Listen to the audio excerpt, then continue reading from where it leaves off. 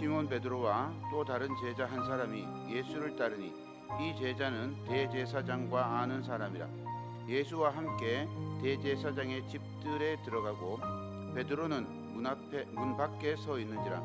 대제사장을 아는 그 다른 제자가 나가서 문 지키는 여자에게 말하여 베드로를 데리고 들어오니 문 지키는 여종이 베드로에게 말하되 너도 이 사람의 제자 중 하나가 아니냐 하니 그가 말하되 나는 아니라 하고 그때에 추운 고로 종과 아랫사람들이 불을 피우고 서서 쬐니 베드로도 함께 서서 쬐더라.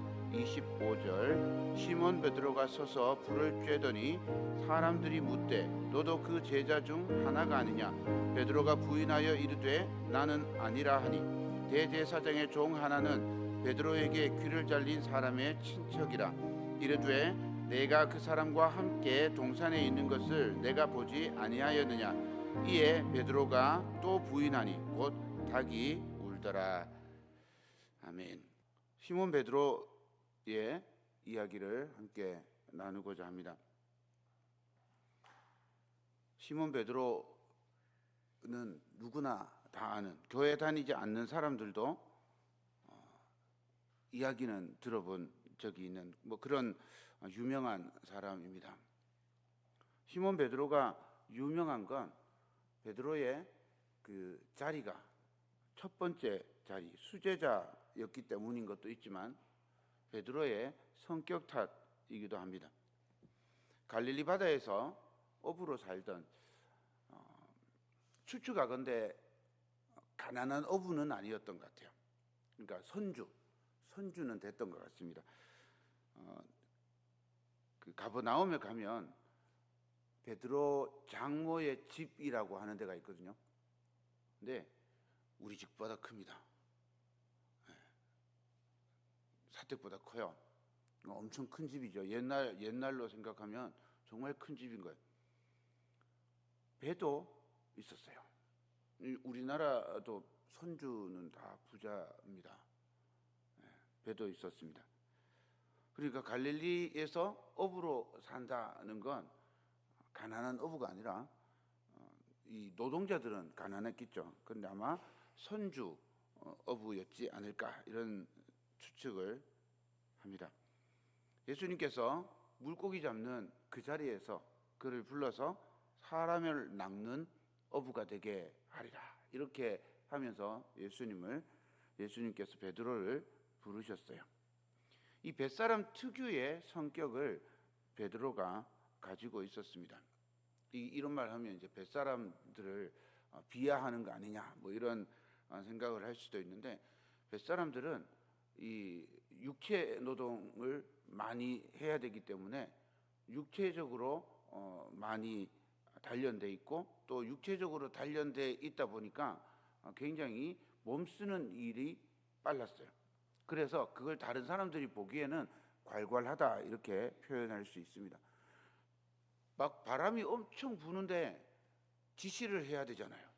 그러니까 목소리도 커야 돼요. 또 누가 말하면 그걸 그대로 믿어야 됩니다. 그러니까 단순하죠. 자기한테 맡겨진 일을 못하면 난리가 나니까 책임감도 있어야 됩니다. 배 위에서 지내면 복잡한 생각을 할 수가 없죠. 그러니까 단순할 수밖에 없습니다.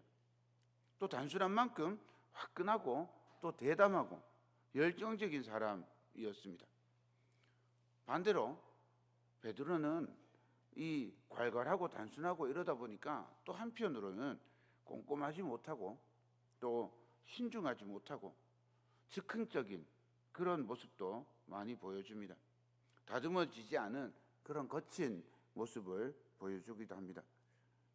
어쩌면 그럼에도 불구하고 베드로를 수제자로 부르셔서 베드로의 모습을 보면서 나도 소망이 있구나 이런 생각을 하니까 베드로가 더 친근감 있게 다가오지 않나 싶습니다. 베드로의 성격을 이렇게 생각해 보면 야곱의 둘째 아들 시므온과 이름도 비슷하지만 성격도 비슷합니다. 시므온과 레위를 칼의 자식이라고 그렇게 부릅니다. 남한테 지는 거 못 참고 복수를 해야 직성이 풀리고 뭐 이런 성격을 가지고 있는 거죠. 시몬 베드로도 그랬습니다.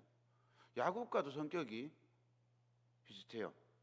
특히 하나님께서 야복강에서 야곱의 이름을 바꿔주셨잖아요. 야곱에서 이스라엘로 바꿔줬습니다. 그런데 다시 야곱으로 불리죠.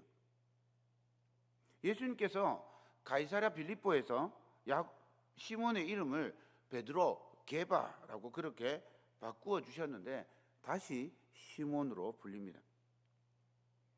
고대 유대에서 이름은 굉장히 중요합니다. 그냥 단순한 호칭이 아니고 정체성을 드러냅니다. 내가 누구인지를 드러내는 그런 것이 이름인 거죠. 야곱은 속이는 자에서 하나님과 겨루어 이긴 사람이라는 호칭으로 바뀌었어요. 그런데 여전히 속이는 삶을 살았던 겁니다. 시몬 베드로도 비슷합니다. 예수님께서 반석같이 흔들림 없는 굳건한 믿음을 가지고 제자들의 든든한 버팀목이 되라고 그렇게 게바, 베드로 이렇게 불러주셨는데 여전히 흔들리고 성급하고 실수가 많습니다. 어떤 목사님이 들려주신 이야기입니다. 12제자 중에 베드로가 자기 부인하고 선교 여행을 함께 했어요. 그런데 그 이유가 베드로가 예수님의 말씀을 제대로 알아듣지 못했기 때문이랍니다. 예수님께서 제자들에게 마태복음 16장 24절에서 이렇게 말씀하셨어요. 누구든지 나를 따라오려거든 자기를 부인하고 자기 십자가를 지고 나를 따를 것이니라.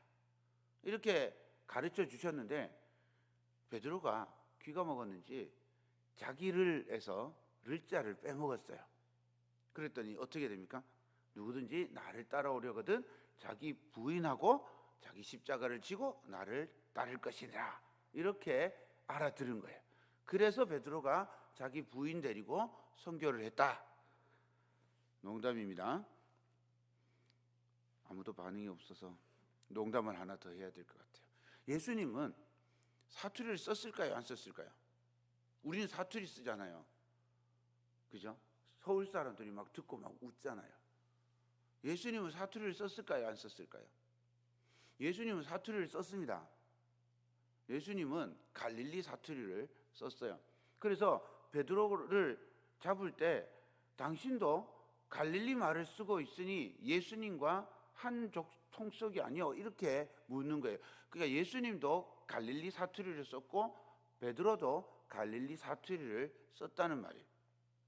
갈릴리 사람들이 사투리가 좀 이렇게 그 발음이 명확하지 않았던 것 같아요.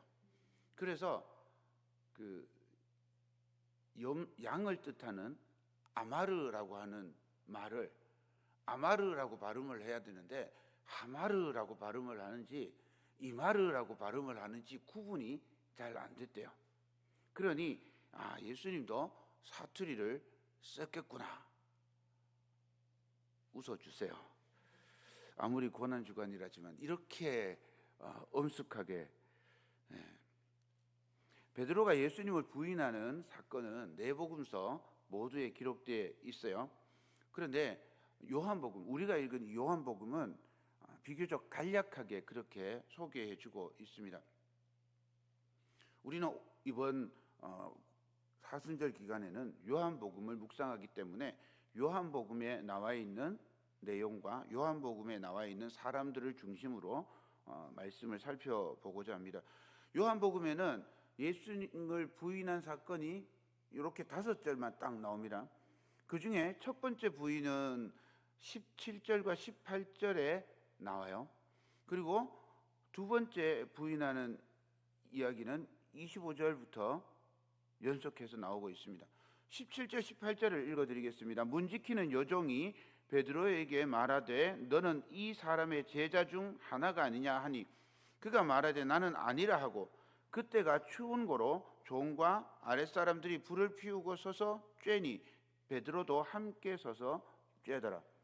17절과 18절 말씀은 그냥 단순히 베드로가 예수님을 모른다, 부인하는 그런 상황을 이야기하고 있지만, 이 말씀을 가만히 들여다보면 이 이야기는 계속 연결된 이야기들이 있어요.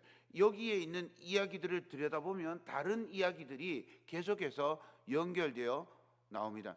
우리 성경에는 단순히 불을 쬐고 베드로가 함께 서서 불을 쬐고 있다, 이렇게 기록하고 있는데, 그래서 그냥 그런가 보다 이렇게 생각할 수 있는데, 요한은 이 문장 하나를 기록하면서 여기에 우리가 묵상할 수 있는 주제들을 넣어 놓았어요. 먼저 불을 쬐다라고 하는 이 말의 원어 성경의 의미는 숯불입니다. 그냥 불을 쬐는 게 아니고, 그러니까 화토불, 이렇게 막 불을 많이 피워가지고 해놓는 그런 게 아니고 숯불을 피워 두었다는 거예요. 요한복음 21장에 가면 9절입니다. 육지에 올라보니 숯불이 있는데 그 위에 생선이 놓였고 떡도 있더라. 여기 숯불하고 똑같은 단어예요.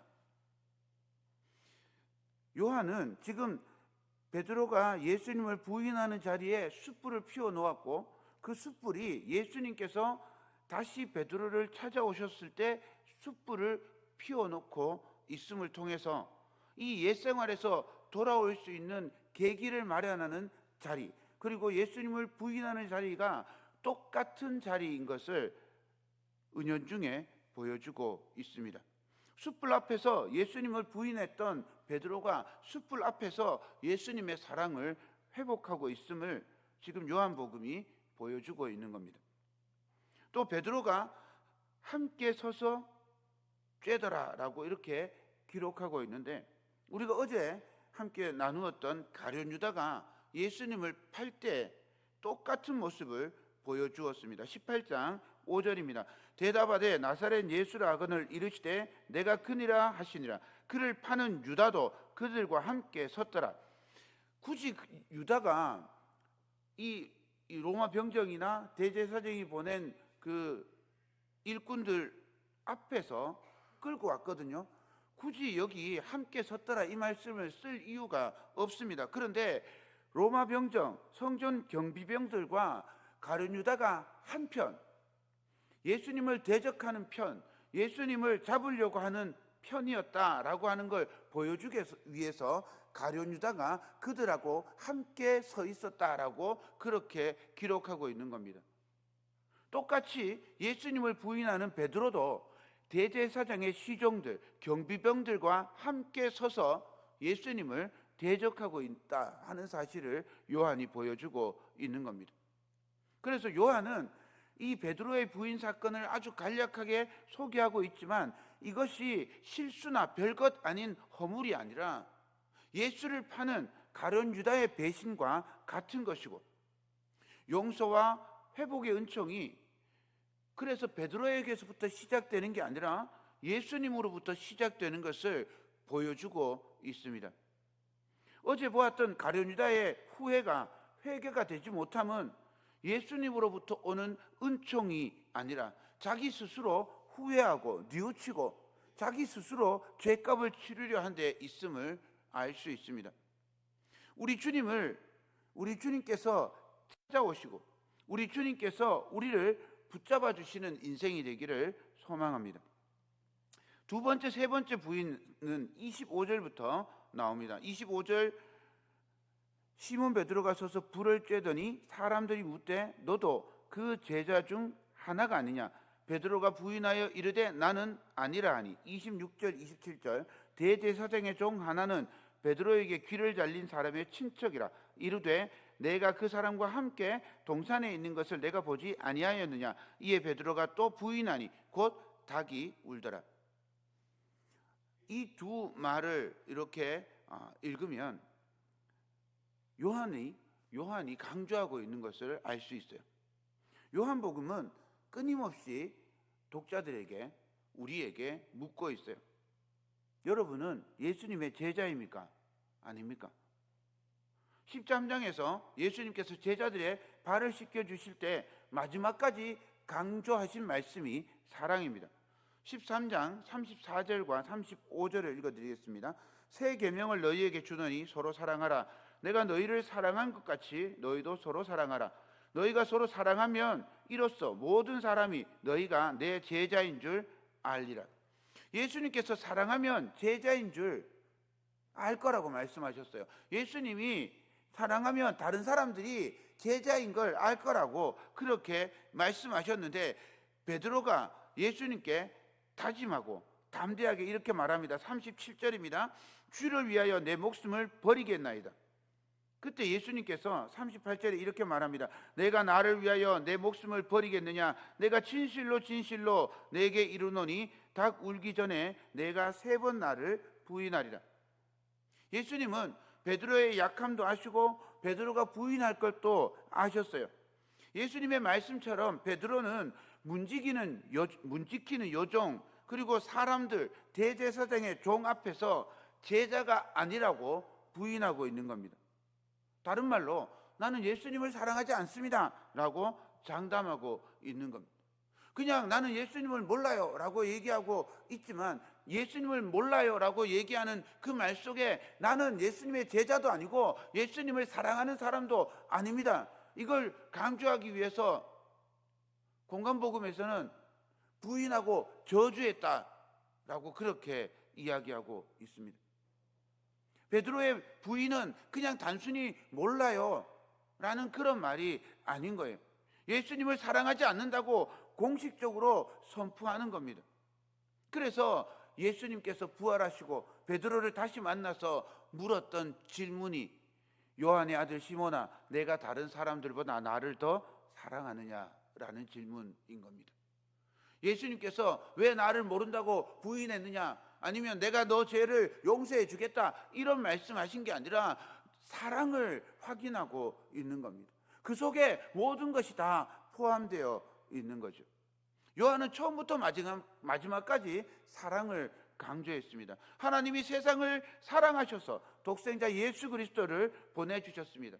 예수님은 제자와 성도들에게 사랑의 계명을 주셨습니다. 사랑하는 이가 예수님의 제자고 예수님을 따르는 사람입니다. 베드로는 예수님을 부인하면서 가룟 유다와 다름없는 예수님을 십자가에 못 박은 사람들과 함께 서 있었던 사람이지만, 예수님의 사랑으로 돌이키고 회복하여서 예수님의 십자가를 지고 예수님이 마시는 고난의 잔을 마셨습니다.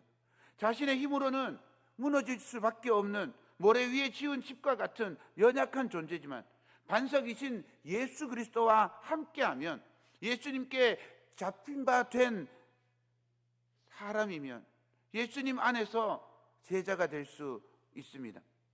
예수님께서 주시는 능력으로 십자가의 길을 따를 수 있습니다. 사랑하는 여러분, 닭 울기 전에 예수님을 부인했던 베드로의 모습이 오늘 우리의 모습은 아닌지 이 고난 주간에 우리를 돌아볼 수 있기를 바랍니다. 우리의 눈물을 넘어 우리의 실패와 실수의 자리에서 상을 차려주시고 사랑을 회복시켜 주시는 예수님의 사랑이 우리를 다시 살게 해주심을 믿기를 소망합니다. 예수님의 사랑과 은총으로 사랑하며 십자가의 길을 따라가는 참 제자 되기를 주님의 이름으로 축원드립니다.